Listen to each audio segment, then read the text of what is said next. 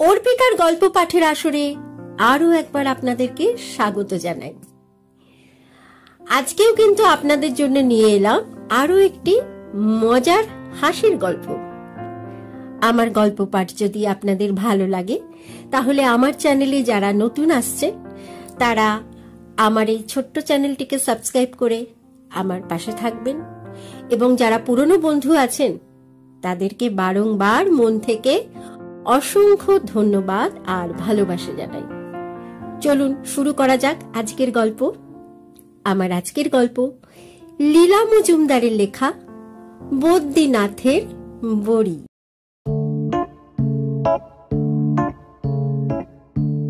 কোন সকালে কলু কদিন দেখেছে রাস্তার মধ্যিখানে লোহার গোল ঢাকনি খুলে খ্যাংড়া কাটির মতন গোফওয়ালা লোক ছোট বালতি হাতে দড়ি বাঁধা কালো ছেলেকে নামিয়ে দিয়ে ঘন্টার পর ঘন্টা ওত পেতে বসে থাকে। লোকটার খোঁচা খোঁচা দাড়িতে কাদার ছিটে। অমুদা যখন দাড়ি কামাতো না তখন তাকে যেমন দেখাতো সেই রকম দেখায়।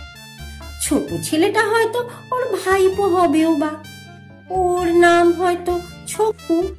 ওর গায়ে মোটা কাপড় নেই, কিন্তু কানে সোনালি রঙের মাকড়ি, গলায় মাদুলি বাঁধা। বুবু বলে নাকি সত্যি সোনার নয়, ওরা গরিব কিনা খেতেই পায় না, ও পেতলের হবে। কলু আর বুবু ছাড়া ওদের কেউ দেখেই না। সামনে দিয়ে দেবরঞ্জন মামা ও মুদা ননীগোপালরা সবাই চলে যায়। তাড়াতাড়ি কোথায় কোন বন্ধুর বাড়ি ওদের চোখেই পড়ে না। কিন্তু কলু দেখেছে লোকটা মাঝে মাঝে বালতি টেনে তুলে ওপরে তোলে। সেটা থাকে কাদায় ভরা। সেই নোংরা কাদা রাস্তার পরিষ্কার ডাস্টবিনে ঢেলে আবার বালতি নামিয়ে দেয়। কাদা ছাড়া কখনো কিছু ওঠে না, কতকে তো হারিয়ে যায়, কিন্তু ওর ভিতর থেকে কিছু কখনো বেরোয় না। দাদা বলেছিল বিদ্যাধরী নদীর সঙ্গে ওর সোজাসুজি যোগ আছে। ওর ভিতর কুঁদো কুমির ছেলে পুলে নিয়ে কুমো দিয়ে থাকে। কই বালতিতে তার ডিম টিম তো কখনো পাওয়া যায় না। দাদার ফাউন্টেন পেন হারিয়ে গেল, চিনুদার কবিতার খাতা হারিয়ে গেল, বদ্রীনাথের নতুন চটি হারিয়ে গেল। গোড়া মামার বাড়ি নেমন্তন্ন খেতে গিয়ে সেই দিন আবার পাল সাহেবের ছাতাও কোথায় হারিয়ে গেল। সর্দির চুড়ি ড্রেনের ভিতর তলিয়ে গেল। এত সব গেল কোথায়? তার কিছু মোটে কোথাও পাওয়াই গেল না।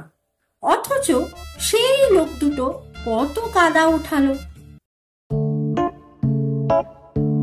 রাত্রে মাস্টার মশাই পড়াতে আসেন।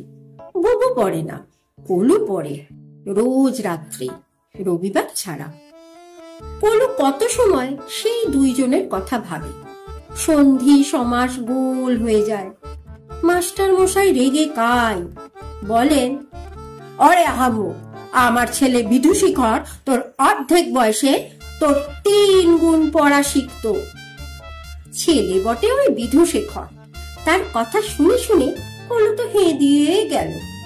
সে কখনো হাই তুলতো না, কখনো চেয়ারে মচমচ শব্দ করতো না, কখনো চটি নাচাতো না। প্রথম প্রথম ভাবতো তাহলে সে বোধহয় এতদিনে নিশ্চয়ই মরে গিয়েছে। কিন্তু মাস্টার মশাই বলেছেন সে নাকি বিয়ে করে কোথায় পোস্ট মাস্টারি করে। একদিন বদ্রীনাথ কতগুলো সাদা বড়ি এনেছিল।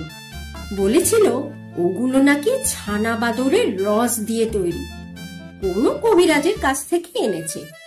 নাকি অনেকদিন আগে মানুষদের পূর্বপুরুষরা বাদর ছিল, সেই বাদুরের রক্ত মানুষের গায়ে আছে। ওই আশ্চর্য বড়ি খেলে তাদের আবার বাদর হয়ে যাবার সম্ভাবনা আছে।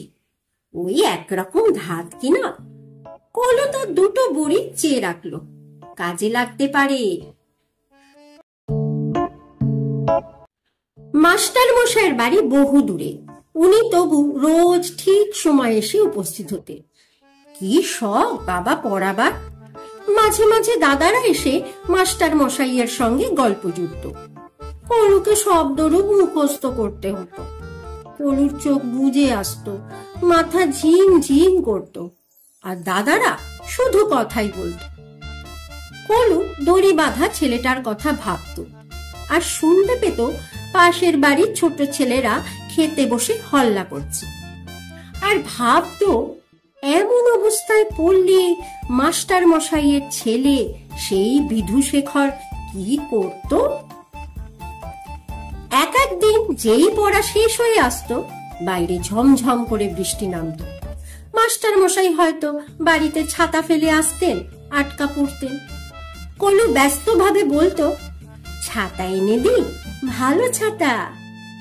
মাস্টার মশাই বলতেন, না না, থাক থাক, একটু বসে যাই। কলু আবার সেই মচমচে চেয়ারটাতে বসতো। মাস্টার মশাই তার ছোটবেলাকার অনেক গল্প বলতেন। তখন বাবাও নাকি ছোট ছিলেন, একসঙ্গে স্কুলে পড়তে। পুজোর সময় কাদের বাড়ি যাত্রা গান হতো, পালিয়ে গিয়ে শুনতে।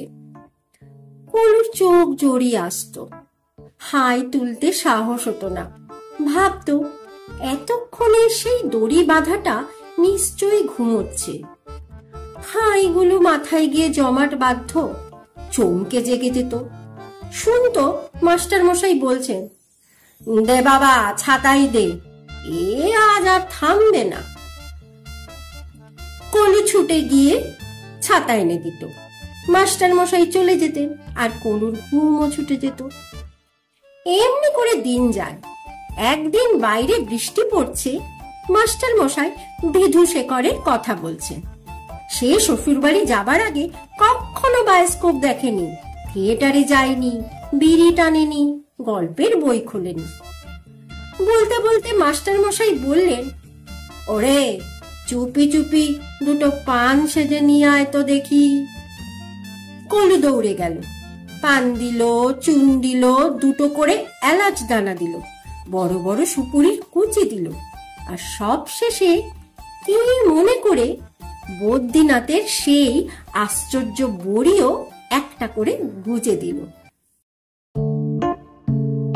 মাস্টার মশাই একটা পান তক্ষুনি মুখে পুরে দিলেন। একটা বইয়ের মতন দেখতে টিনের কৌটোতে ভরলেন। হলুদ তাক করে রইল। প্রথমটা কিছু মনে হলো না, তারপর ভালো করে দেখলো। মনে হলো মাস্টার মশাইয়ের কপালের দিকটা কি রকম যেন লম্বাটে দেখাচ্ছে। থুতনিটা যেন ঢুকে পড়েছে। চোখ দুটো কি রকম পিট পিট করতে লাগলো। কলুর বুকের ভিতর কেমন ঢিপ ঢিপ করতে লাগলো। মাস্টার মশাই বাড়ি যান না কেন? যদি হঠাৎ লেজ দুলিয়ে হুপ করে? এমন সময় বৃষ্টি থেমে গেল। মাস্টার মশাই ধুতির খুঁটটা কাদা থেকে বাঁচিয়ে বাঁচিয়ে চলে গেলেন।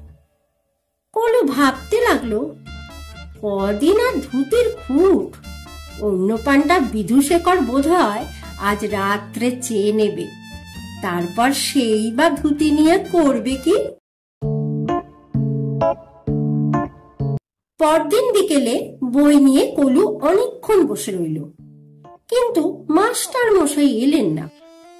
সন্ধ্যাবেলা বাবা বললেন, ওরে, তোর মাস্টার মশাই যে হেডমাস্টার হয়ে বিষ্টুপুর চলে গেলেন। কলু ভাবলো, বিষ্টুপুর কেন? কিষ্কিন্দে হলো বুঝতাম। তারপর বহুদিন চলে গেছে। কলুর নতুন মাস্টার এসেছেন। তার ছেলের নাম বিধুশেখর নয়, তার ছেলেই নেই। তিনি কলুকে রোজ ফুটবলের, ক্রিকেটের গল্প বলে। কিন্তু কলুর থেকে থেকে মনে হয়, অন্ধকারে ও বাড়ির পাঁচিলে দুটো কি ল্যাং ছোলা বসে আছে। একটার মুখ কেমন চেনা চেনা, অন্যটা বোধ হয় বিধুশেখর।